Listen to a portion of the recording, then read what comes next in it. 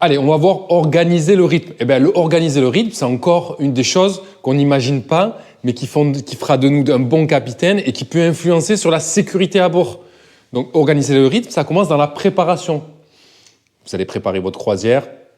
Soyez pas trop ambitieux, doucement. Effectivement, on a envie de faire le tour de Corse en 1 ou 2 semaines, mais c'est trop. Donc, doucement.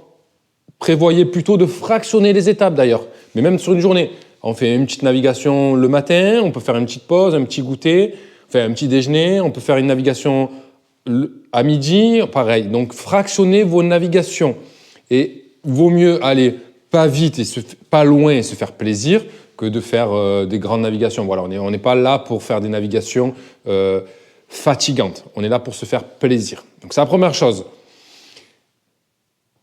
L'ambiance à bord aussi sera très liée à la fatigue de chacun. Donc si vous avez prévu et que tout le monde est crevé, si on n'est pas bien entraîné, même les grands marins, s'ils sont fatigués, l'ambiance se dégrade. Et quand l'ambiance se dégrade, c'est pas très bon. On est en vacances.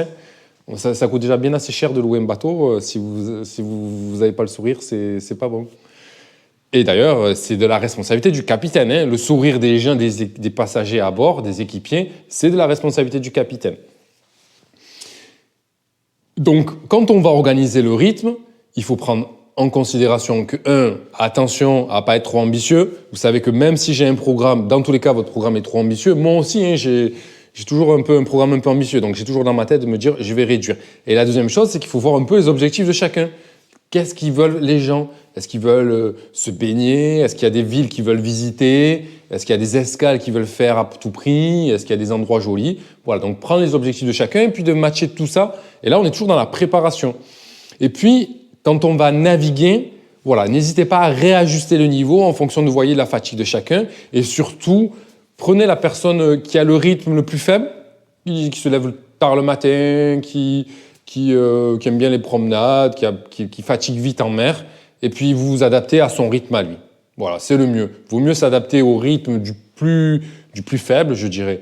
Et comme ça, tout le monde suit, et puis vous allez voir que de toute manière, ça ne manque pas des choses à faire. La baignade, on peut se promener en annexe, enfin, ça ne manque pas. Voilà. Donc le rythme, dans tous les cas, restez cool. La plaisance, c'est pour le plaisir.